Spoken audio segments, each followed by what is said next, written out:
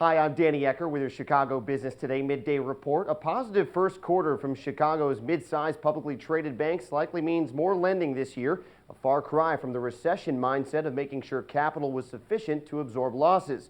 Crain senior reporter Steve Daniels wrote this week about what looks like sunny days ahead for lending. Steve, what kind of earnings did these banks see and what's been the catalyst?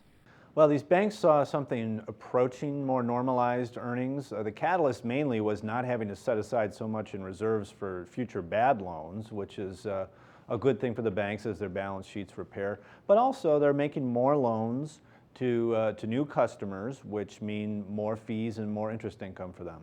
How much more aggressive are banks likely to be moving forward with these more positive results?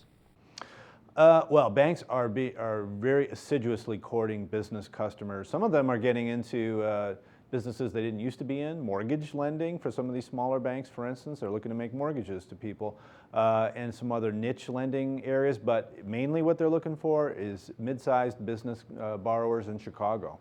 And so now you're going to have a lot of banks that are being aggressive with lending, but maybe not enough demand to meet that. What might be the ramifications of that?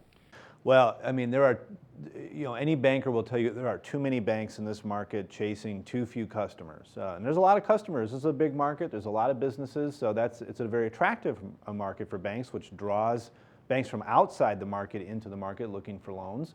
But as a result, there's the competition is just intense. So I think most expect that that's going to mean deal making. It's going to mean banks buying other banks. It's going to mean consolidation in the market. When exactly that happens, if we all had a crystal ball, we'd make a lot of money. But it's going to happen sometime soonish. Yeah. So I think that's the main ramification of that. Some bank M&A to come, perhaps. Indeed. All right, thanks, Steve. Thank you.